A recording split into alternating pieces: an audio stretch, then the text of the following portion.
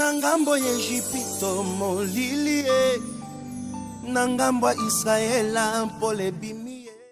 Bonjour et bienvenue dans ce tout nouveau numéro de Discovery qui est une émission socioculturelle où vous et moi, Landris Makengo, Couleur pour vous, découvrez les personnes et leurs activités. Sans plus tarder, je me tourne vers mon invité à qui je dis bonjour. Bonjour. Comment vous allez? Je vais très bien, merci. Pouvez-vous s'il vous plaît vous présenter? Je suis le prophète Jérémie, le visionnaire de Salvation Mission for All Nations, sans fin ministre aussi. On peut avoir l'interprétation de cette... L'interprétation c'est simple, mission de salut pour toutes les nations. Eh bien, prophète, dites-nous un peu comment avez-vous reçu l'appel pour devenir prophète? Très personnellement, je ne l'ai jamais souhaité. Oui. Je ne l'ai jamais souhaité. J'ai reçu l'appel de Dieu par l'apparition de Jésus lui-même. Il m'est apparu à 2 reprises, alors que j'étais en train de prier au salon, sous une forte onction, je l'ai vu apparaître et il m'a touché à l'épaule comme on touchait un ami. Et pas n'importe quel ami, bien sûr, un ami intime. Et alors, il m'a demandé de prendre un carnet. J'ai pris le carnet, il a commencé à me dire à quoi j'étais vraiment appelé. Il m'a demandé d'écrire des enseignements et j'étais en train de le faire. J'ai rempli plus de 2 ou 3 carnets comme ça, de très gros volumes. Et juste après cela, j'étais encore étudiant ou élève à cette époque, j'étais en 3e de l'humanité. Ça a pris beaucoup de temps, quelques mois pour que j'en sois personnellement convaincu. Et jusqu'à ce que, poussé par le Saint-Esprit, j'ai réuni quelques amis autour de moi, 1 ou 2 élèves aussi, avec qui nous avons commencé à prier, simplement prier, et jusqu'à ce que l'œuvre a pris la forme qu'elle a aujourd'hui. Eh bien, voyons votre début. C'est vrai que vous avez reçu l'appel lorsque vous étiez en 3e des humanités. Là, je peux donner à 15 ans, 14 ans déjà, si je veux bien estimer. Mais déjà, vous étiez chrétien et vous avez essayé de parler de ça à la personne qui vous encadrait dans votre église à cet âge-là, quand vous avez reçu l'appel, bien sûr. Évidemment, j'en ai parlé à mon pasteur de cette époque. Fort malheureusement, il n'avait pas... à l'église où j'étais, il ne croyait pas dans le ministère prophétique. Voilà. C'était ça le premier obstacle que j'avais. Voilà, donc ça m'avait rendu un peu la tâche difficile. Du fait que c'est lui qui était censé être mon père spirituel à cet instant-là, ne m'avait pas cru sur parole. D'accord. Et lorsque vous avez commencé à prier avec les autres amis, c'est là que vous avez fondé le ministère, en fait. Effectivement, lorsque nous avons commencé à prier, et le ministère a commencé à prendre forme, du jour au jour, et on avait une vision brute de Dieu, de la part de Dieu. On ne savait pas comment est-ce qu'on allait évoluer demain après demain. Mais au fur et à mesure que nous entrions dans la profondeur de la prière, de la recherche de la face de Dieu, Dieu nous donnait des orientations claires et nettes sur ce que nous étions censés faire. Oui. Si je pourrais retourner un peu en arrière, Dieu vous a dit d'écrire. On peut savoir ce qu'il vous a donné comme recommandation. C'était comment, dirais-je, comment va fonctionner le ministère, comment, lorsque vous aviez écrit, vous avez dit, endémique, c'est carnet, je ne sais pas. Comment, qu'est-ce qu'il vous a dit en fait? Qu'est-ce qui était écrit dans ce carnet-là? C'était les visions, c'était la façon de conduire son ministère. C'était quoi en fait? Je crois que si je dois commencer à vous raconter tout ce qui est dans le carnet... vous nous dites juste 2 ou 3 choses qui étaient dedans. Ok. Oui. Je préfère vous dire, les synthétiser en une seule phrase. Voilà. Libérer le captif par les sangs de l'agneau. C'est ce qui brûle sur les cœurs de Dieu. Et c'était la mission qu'il nous avait confiée. Et il y a plusieurs autres visions sur l'Église et sur d'autres nations autres que la République, la nation congolaise. Et voilà, donc lorsque vous avez commencé avec les autres amis, le ministère a commencé à croître et je ne sais pas, les gens avaient facile à venir vers vous parce qu'en vous voyant, vous êtes vraiment jeune Et est-ce que ces personnes-là acceptaient facilement la parole qui sortait de votre bouche, à part l'obstacle que vous avez eu avec votre père spirituel, il y avait aussi d'autres obstacles par rapport à votre jeune âge? Évidemment, ce n'était pas facile d'abord de convaincre les aînés, Oui. de venir écouter ce qu'on avait à dire, de leur dire voilà, Dieu m'est apparu, j'ai un message selon lequel ce n'était pas très facile.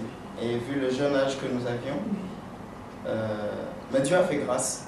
Dieu a fait grâce parce qu'à cette époque-là, nous ne recherchons pas,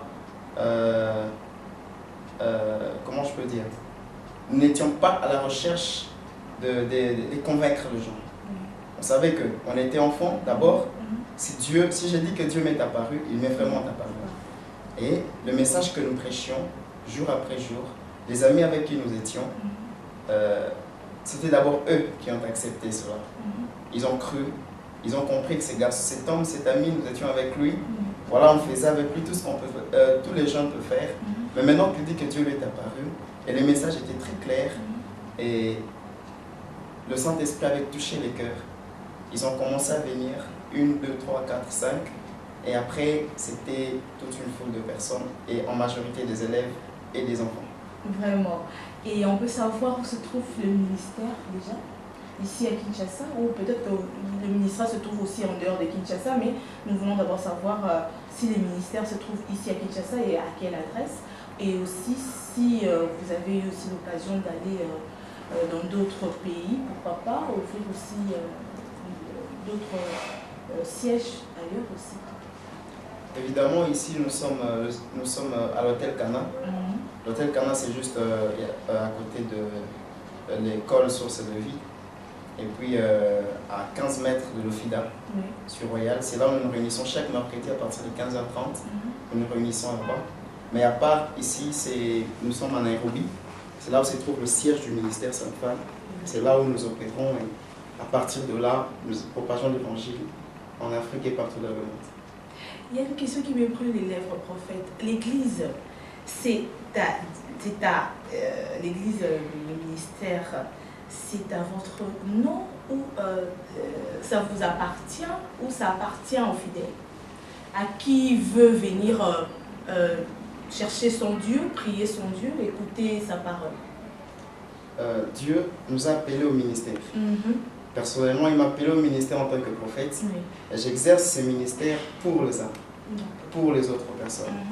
Les créanciers, les endettés, les mécontents, les personnes qui sont dans la détresse. Nous travaillons pour eux. Nous sommes leurs serviteurs. Voilà, c'est pour eux que nous travaillons. Ce n'est pas à moi. Je ne suis qu'un serviteur que Dieu a embauché. Et voilà. Parce que vous serez d'accord avec moi qu'aujourd'hui, les prophètes ont conduit d'autres âmes dans la perdition et que vous, en tant que prophète, qu'est-ce que vous proposez de la part de Dieu à vos fidèles déjà, et vous avez des penchants pour une certaine catégorie de personnes, ou vous, en tant que prophète, vous n'avez pas de parti pris, vous êtes là pour tout le monde et vous ne vous souciez pas du rang de vos fidèles par rapport à d'autres prophètes, si vous êtes différent? Je crois que, premièrement, il faut reconnaître que toutes ces personnes que vous appelez prophètes, ils le sont. Ça, c'est vous qui le dites. C'est moi qui le dis, Oui. et je crois que c'est la vérité. D'une autre part, ils ont certains penchants, et c'est difficile de pouvoir établir une liste de tout ce qu'ils ont comme faille. Aussi, ils ne parviennent pas à poursuivre la mission qui est à leur. Ils essayent de mélanger César et Dieu. Je ne suis pas de cet avis. À mon humble avis, je crois qu'un prophète, c'est d'abord quelqu'un qui est sans parti pris. C'est quelqu'un qui est là pour tout le monde. C'est comme Jésus. Jésus n'est pas mort pour le chrétien. Ça va vous étonner. Jésus n'est pas mort pour le chrétien, il est mort pour le païen. C'est de la même façon. En tant que prophète, nous ne sommes pas seulement le prophète de chrétiens. Nous sommes aussi le prophète des païens. Et c'est de la même façon, lorsque nous les confrontons et que l'esprit prophétique descend, nous les emballons non seulement nous parvenons non seulement à découvrir ce qui ne va pas chez eux, mais aussi à les conduire sur les chemins de la justice et les chemins de l'évangile, les chemins du salut. Vraiment. À entendre votre discours, vous êtes loin d'être comparé à tous ces prophètes-là. Donc, mais dites-nous un peu, prophète, quelle différence il y a entre esprit de connaissance et prophétie? Parce qu'on a tendance à oublier, à mélanger les choses. Vous avez l'esprit des connaissances ou vous êtes vraiment prophète, comme on va tirer l'exemple dans la Bible, comme Élisée, comme Élie. Vous êtes comme Élisée ou Élie, ou vous avez juste la parole des connaissances pour vous appeler comme ça prophète? Parce qu'on a tendance à confondre les choses. J'aimerais d'abord avoir une clarification de votre part. Oui. Vous voulez que je réponde à quoi? Je voudrais que vous nous disiez la différence entre esprit des connaissances et prophétie. Et vous situez, parce que vous êtes prophète, oui, mais vous êtes prophète comme l'était Élisée et Élie. Si vous répondez à cette question, là, on pourra poursuivre. Ok, je crois d'abord, pour rectifier quelque chose, l'esprit des connaissances ou l'esprit des prophéties, je crois que c'est une compréhension erronée des choses de Dieu, surtout en termes de la prophétie. Mais c'est dans la Bible? C'est dans la Bible. Je crois qu'il n'y a qu'un seul esprit, mais qui se manifeste différemment. Et c'est l'esprit, le Saint-Esprit. Voilà. Il donne à chacun selon la grâce qu'il a reçue. Voilà. À l'un, il peut donner la parole des connaissances, à l'autre, il peut donner de prophétiser. Alors, c'est lui qui prophétise et c'est lui qui donne la parole des connaissances. La différence qui est entre les deux, il n'y en a aucune. Il n'y en a aucune. Parce que c'est lui qui prophétise et c'est lui qui donne la parole des connaissances. Tous sont sous l'impulsion d'un même esprit. Le même esprit qui anime le prophète Élisée, c'est le même esprit qui anime le prophète Élie. Alors si vous voulez savoir si je suis comme le prophète Élisée ou comme le prophète Élie, je vous dis, je suis nullement comme l'un des deux. Je ne suis ni comme Élisée, je ne suis ni comme Élie, je suis le prophète Jérémie, et dans le siècle à venir, on se souviendra aussi de moi. Vraiment. Et pour rentrer dans votre ministère, prophète, c'est vrai que vous avez commencé tout jeune. Vous avez déjà fait combien d'années déjà depuis la naissance de votre ministère? Le ministère est sorti officiellement le 9 décembre 2009. Oui. Donc, on doit probablement avoir 4 ans, oui. 4 ou 5 ans. Et c'est quand même beaucoup. Oui, c'est un enfant déjà maternel, donc... Évidemment. Voilà, oui. Oui, nous avons commencé en 2009. On a fait quelques activités publiques. On a plus été dans la cachette. On a travaillé selon que Dieu nous a demandé de travailler, d'évoluer. Nous avons travaillé plus en secret qu'en public. Voilà. Et c'est aussi ce qui me pousse à vous poser cette question. Pourquoi vous avez plus travaillé en secret? Pourquoi ne pas avoir organisé des campagnes, des conférences? Pourquoi pas ça? Et pourquoi seulement travailler en secret? Ok. Parce que vous travaillez pour tous ceux-là qui ne sont pas chrétiens déjà, qui persistent dans le péché, dans la débauche, dans le vol, dans le crime et tout. Mais lorsque vous travaillez déjà dans le secret, vous ne trouvez pas que tous ces gens-là ne vont pas bénéficier de ce que Dieu a mis en vous déjà? Vous savez, c'est justement ça le problème. Parce que lorsque vous dites tous ces gens-là ne vont pas bénéficier, lorsqu'on sort tout à coup comme ça, ce sont tous ces gens-là qui vont nous lancer des pierres et qui vont se moquer de nous. En disant, voilà, les prophètes, ils ne sont pas sérieux, ils sont comme cela. Alors, Dieu prend plus le temps. Pendant que nous sommes en train de vouloir sortir et gagner certains cœurs, prêcher l'évangile, toucher les cœurs, Dieu nous demande et nous dit, reste encore ici. Lui, il ne s'inquiète pas de ce que nous sommes en train de vouloir faire à l'extérieur. Il se préoccupe plus de ce que lui veut faire à notre intérieur. Voilà, donc il prend le temps de travailler notre cœur d'abord en tant que serviteur de Dieu. Et ça peut prendre beaucoup de temps. Ça peut prendre beaucoup de temps. Et lorsqu'il verra que le cœur que vous avez, ce n'est pas un cœur de patron, c'est un cœur de serviteur. Vous êtes maintenant prêt à servir les autres. Alors il vous dira, va, monte et prends comme il avait dit à David. D'accord, donc Dieu vous a donné les champs libres déjà de sortir en public. C'est ce que vous voulez dire?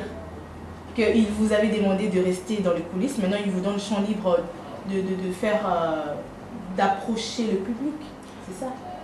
Je crois que tous les chrétiens ont un champ libre de pouvoir opérer. Dire champ libre, je ne crois pas que ce soit vraiment le terme que j'aimerais utiliser et employer. J'aimerais plutôt dire Dieu m'a donné le coup d'envoi. D'accord. Voilà. Il m'a dit maintenant, vas-y, je t'autorise de partir. Parce que vous voyez, le fait de sortir, on peut sortir, je peux sortir dans la rue, je commence à prêcher aux gens. Je peux venir chez vous, je commence à vous prêcher. Mais cela est un peu très différent lorsqu'il faut sortir, défier les principautés, défier les géants des nations. Cela est vraiment très différent. Et il faut être bien préparé par Dieu pour que vous fassiez un bon travail pour Dieu, afin qu'à la fin du temps, qu'il vous dise, viens, fidèle et bon serviteur, tu as combattu le bon combat de la foi. Désormais, une couronne de justice te réserve. Vraiment. Et vous commencez déjà, je pense que vous avez déjà les champs libres, le coup d'envoi de la part de Dieu, voilà, je m'en tiens à vos propos, le coup d'envoi. Et qu'est-ce que maintenant vous prévoyez pour aller vers toutes ces personnes qui ont besoin d'écouter la parole, d'être réconfortées, d'être ramenées sur le bon chemin? Vous avez déjà envisagé de faire quelque chose pour ces personnes-là? Envisager, c'est pas aussi le terme que j'aimerais utiliser. Oui. Mais Dieu nous a recommandé solennellement, recommandation. Voilà, solennellement de prêcher, de proclamer l'évangile du salut, la liberté de captifs par le sang de l'agneau. Et c'est ce que nous sommes en train de faire. Maintenant, la question serait comment nous sommes en train de procéder, voilà, pour arriver à cette fin. Nous sommes en train de nous réunir chaque mercredi, ici d'abord à Kinshasa, chaque mercredi à l'hôtel Cana. Nous y étions la fois passée et Dieu a fait des choses extraordinaires. Je crois que si Dieu fait grâce, vous aurez les images. Et nous continuons avec ces programmes au fur et à mesure, jusqu'à ce que nous sommes en train de préparer une grande croisade d'évangélisation et de guérison instantanée. Ah! Évidemment. Mais sans vous... pour ne pas dire que je ne vous crois pas, mais on dit que Dieu n'est pas instantané. Il fait quand il veut, mais lorsque vous proclamez guérison, miracle instantané, vous êtes dans le vrai ou vous êtes dans le faux? Parce que Dieu, il fait quand il veut, hein? Il opère les miracles quand il veut. Vous ne pouvez pas proclamer instantané comme ça, c'est pas vous qui allez faire ces miracles déjà. Justement, c'est pas moi, mais je crois que Dieu, c'est un Dieu instantané. Si vous rencontrez un marabout, par exemple, qui vous... Oui, il il te dit, voilà, je te donne ça, va faire ça à la maison. Ok, d'accord. Mais Dieu n'est pas un marabout. Voilà. Dieu est plus qu'un marabout. La Bible dit, lorsque Jésus guérissait les malades, c'était au même instant qu'ils étaient guéris. C'était au même instant. Et c'était à la vie de tous. Et pourquoi ce Dieu-là va changer? S'il a changé avec les autres, il est le même avec moi. Amen. Voilà, donc vous venez de nous dire ici que vous préparez, je ne sais pas, c'est quelque chose pour l'année. Je veux bien nous éclaircir par rapport à ça. C'est, on peut appeler ça conférence, quoi ça, guérison miracle instantané. Ça va se passer quand, comment et où déjà? Vous avez déjà planifié tout? Ou bien c'est encore un projet, vous vous organisez petit à petit jusqu'à la date que vous allez décider? Je crois qu'au ciel, il n'y a pas de projet. Dieu n'a pas de projet. C'est nous seulement. Nous avons de projet. D'accord. Alors, si je dois parler si je dois répondre avec Dieu, et je dirais ceci. Nous sommes en train de nous préparer, nous, sur la terre. D'accord. Mais au ciel, tout est déjà fait. Tout est déjà fait. Nous sommes en train de nous préparer chaque jour. Et même au ciel, les anges se préparent. D'accord. Les gens se préparent. Nous nous réunissons toujours chaque mercredi là-bas. C'est là où tout se passe. Nous sommes là, ça sera du 28, le 29 et le 30 juin 2015. Ah, ça sera l'année prochaine. Ça sera l'année prochaine, afin que personne ne manque. Donc nous sommes en train de nous préparer comme ça. Nous voulons atteindre d'abord les objectifs de Dieu, qui est de gagner les âmes et de guérir le malade. Voilà. Et tous les malades qui viendront, aucun d'entre eux ne rentrera. Ah, d'accord. Et là, il faudrait que celui qu'on appelle l'égoïste vienne avec sa caméra pour voir tous ces malades qui seront guéris ce jour-là. Et pourquoi pas montrer à nos téléspectateurs tous ces miracles, n'est-ce pas? Parce que ça sera vraiment quelque chose de louable de la part, louer Dieu pour tout ce qu'il fera, parce que déjà nous avons besoin de ça. Déjà, nous avons besoin de voir les miracles, parce que les miracles ne s'opèrent plus par les serviteurs de Dieu. Mais dites-nous un peu, prophète. Vous êtes prophète, qu'est-ce que vous, en tant que prophète, vous qui avez été appelé par Dieu, qu'est-ce que vous allez apporter de la part de Dieu à cette grande nation qui est la RDC? En tant que prophète, déjà. En tant que prophète, je crois que ce que je peux apporter à la nation congolaise, c'est une personne. Je n'ai pas beaucoup de choses à apporter, mais la personne que j'apporte, c'est tout. Voilà. En lui, tout réside, en lui, tout y est. Et cette personne, c'est Jésus-Christ de Nazareth. Je n'ai pas à m'attarder sur certaines choses qui n'amènent notre nation nulle part. Déjà, l'histoire nous prouve cela. L'histoire nous enseigne tout ce qui a été, tout ce qui est. Et parfois, nous ne voulons pas que ça soit la même chose demain. Afin que ces mêmes choses, les mêmes rythmes, le même système ne se répètent pas. Et pour que ça ne se répète pas, on apporte seulement Jésus. Jésus-Christ. Là, c'est pourquoi le thème de cette grande croisade, c'est l'aspersion du sang de Jésus-Christ sur la RDC. Parce qu'il n'y a pas le salut hors le sang de Jésus. Tout est dans le sang. Et personne, aucune... Je vais vous dire une chose.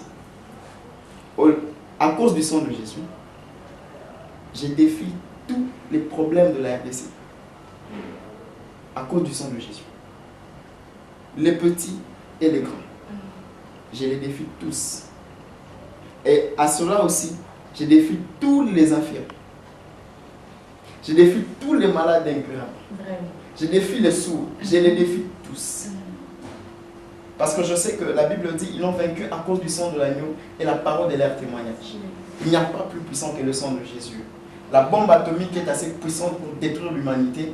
De la même façon, le sang de Jésus est assez puissant pour sauver toute l'humanité. Il y a un homme de Dieu qui dit souvent, si le diable ne fait pas attention, il risque de se retrouver seul en enfer. Nous, on veut qu'ils se convertissent. On veut que les occultistes se convertissent. C'est pourquoi cette action, cette croisade, nous ne ciblons pas seulement le chrétien. Jésus n'est pas mort pour le chrétien, je vous ai dit au début. Nous ciblons les païens. Oui, les païens. Tous ceux qui vivent dans la rue.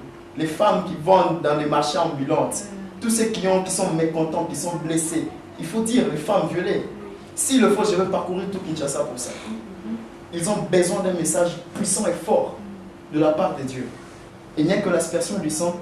En plus, notre pays n'a pas seulement besoin d'être guéri, il a aussi besoin d'être purifié. C'est pourquoi c'est le prélate qui s'est approché de Jésus, il a dit, Maître, si tu le veux, rends-moi pur. Voilà, il était malade, mais la purification guérit aussi. Alors, notre pays, le processus de la restauration de notre nation va de sa purification jusqu'à sa guérison. D'abord, il a besoin d'être purifié. Les gens, aujourd'hui, confondent deux choses. Même dans nos assemblées, même dans nos rencontres chrétiennes, on croit que les gens autres qui sont à l'extérieur de nous sont des personnes mauvaises. On le traite de tout le monde. Et même nos chrétiens, là où ils sont, Il y a des gens qui ne côtoient même pas, à qui ils ne parlent même pas. Et vous trouverez toujours que ces personnes, ils ont besoin de quelque chose de plus fort qu'eux. Parce que ce qui les entraîne, c'est déjà plus fort qu'eux. Alors ils ont besoin d'une puissance plus forte que la puissance qui les entraîne. Et il n'y a pas une autre puissance que la puissance du sang de Jésus. Je prends les bandits, les voyous, les occultistes, loge. Moi, je n'ai pas besoin qu'ils meurent, qu'ils se convertissent. Jésus est mort avec souffrance pour ces âmes. Et il faut qu'ils se convertissent. S'ils refusent de se convertir, nous allons prier. S'ils continuent à s'entêter, à Dieu de décider leur sort. Ah, là, vous laissez leur sort entre les mains de Dieu. D'accord. Et il y a même des gens comme les filles qui traînent sur le trottoir. Elles sont là. Et parfois, ils ne croient même pas qu'un jour qu'ils peuvent changer de vie. Et on les considère comme des marginaux, des gens, une classe démoniaque, si je peux dire. Mais Jésus a un plan pour tous ces gens-là. Jésus peut les purifier. Tous ces gens qui traînent, qui passent leur temps dans les boîtes de nuit, qui crient le désespoir, Jésus peut les purifier. Il n'y a aucun péché qui peut rendre le sang de Jésus impur. Le sang de Jésus purifie toute impureté.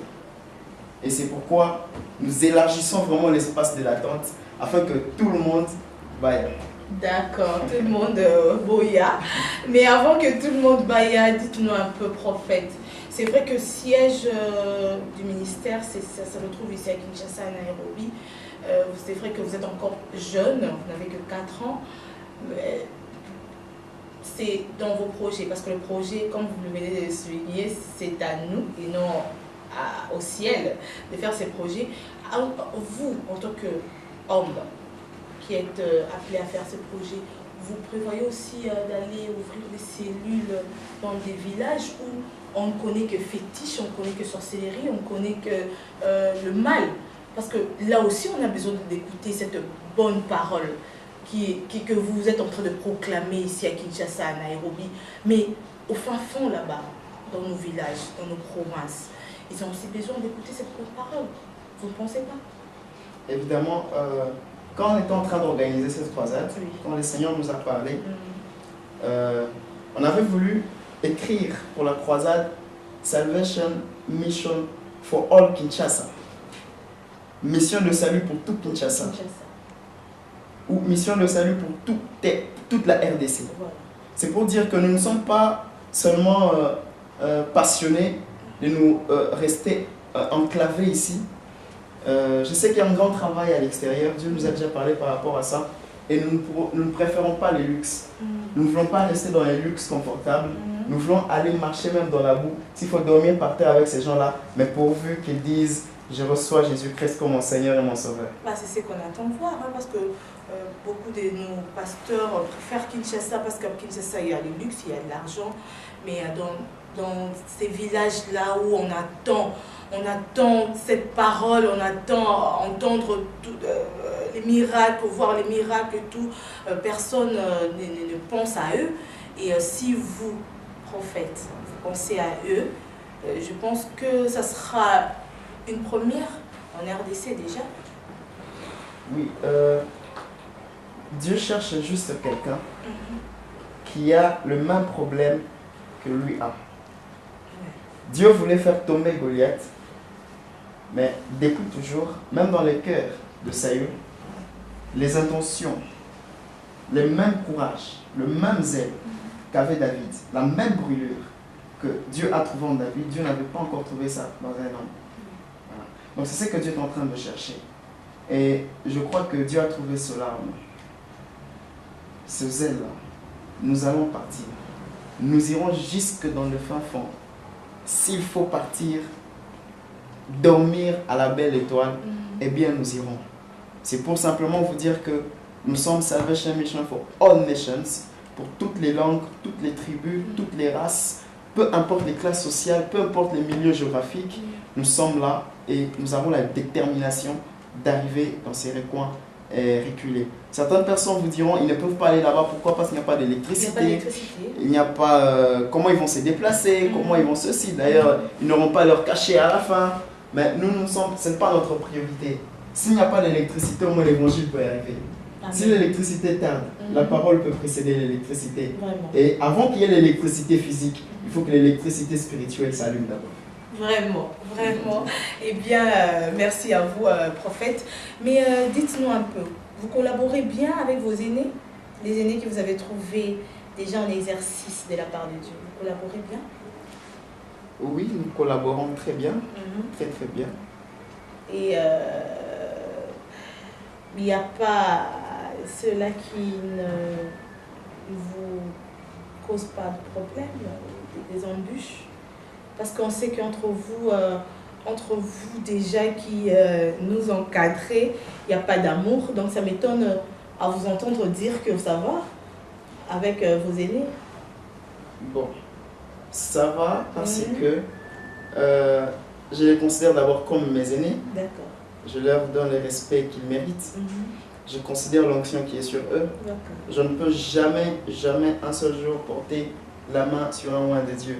Peu importe comment il est, peu importe ce qu'il a fait, peu importe qu'il est gaffé ou pas, comme le terme qu'on utilise souvent, peu importe qu'il est déconné, autre terme encore, je préfère me focaliser sur l'onction qu'ils ont. Parce que David a dit que je ne peux pas porter la main sur le oint de Dieu, alors qu'il était déjà rejeté. Voilà. Si je ne peux pas porter la main sur Saül le rejeté, si je peux porter la main sur Saül le rejeté, je ne peux pas porter la main sur Saül le oint. Donc tous ces aînés, moi je les considère comme de oint. Si j'ai besoin des conseils, je vais auprès d'eux, je me limite à ce simple fait et j'ai prie pour eux. Il y a même certains hommes de Dieu qui forcément n'ont pas été en contact, mais j'ai toujours prié pour eux. Nous avons toujours prié pour eux. Nous avons un programme à Nairobi dénommé World Prayer, prière pour le monde. Nous prions pour tout. Nous prions pour toutes les nations. Nous prions pour toutes les familles du monde. Nous prions pour toutes les églises, même les ministères qui ne sont pas encore nés. Nous prions pour eux. Et nous, je vous assure, ce sont des prières efficaces et très puissantes. Et ces gens-là peuvent être sûrs que il y a des gens qui intercèdent pour eux quelque part. Vraiment. Et pour répondre à votre question, les aînés, je les respecte. Je n'ai aucun problème avec les aînés. Je les aime. Ça, on l'a compris. Hein. Voilà. Dans vos dires, on a compris que vous respectez beaucoup vos aînés. Et dites-nous un peu comment est structuré le ministère. Le ministère, comment est structuré. Vous avez des collaborateurs avec vous. Et comment ça se présente? Il y a des diacres et tout. Il y a aussi des mamans qui encadrent aussi les mamans. Il y a des jeunes aussi qui encadrent les jeunes. Comment ça se passe au sein du ministère? Cette question, il n'y a pas encore de diacre. Non. Il n'y a pas encore des anciens. Ok. Cela ne veut pas dire qu'il n'y en aura pas un jour. Bien sûr. Nous avons une coordination internationale dont le siège est à Nairobi, qui est d'ailleurs chapeauté par mon bien-aimé fils, le frère Divin Hervé Kazamba, qui est actuellement à Nairobi, qui fait un excellent travail là-bas. Et nous avons cela, nous avons la mission. Voilà, nous avons une personne qui s'occupe de la mission partout dans le monde. Nous avons les évangélistes, nous avons des bergers, nous avons des protocoles aussi. Ils sont là, on ne peut pas les oublier. D'accord, parce qu'ils font aussi partie oui, de cette grande famille. Mais est-ce que vous encadrez aussi les jeunes? Parce que vous savez, la jeunesse, c'est l'avenir d'un pays. Et déjà en RDC, vous n'êtes pas étranger, vous savez que les jeunes ont tendance à ne pas marcher dans la droiture. Qu'est-ce que vous faites, vous, dans votre ministère pour les jeunes déjà? Bon, en ce qui concerne l'encadrement des jeunes, c'est d'abord une lourde tâche qu'un seul ministère ne pourra pas accomplir. C'est pourquoi quand il est question des jeunes, même le ciel bouge. Parce que Dieu aime la jeunesse. Alors nous mettons en coalition avec d'autres ministères pour pouvoir atteindre... parce que même à Kinshasa, la majorité de la population est jeune. Voilà. Alors nous nous mettons en coalition, nous formons, comme on dit, l'union fait la force.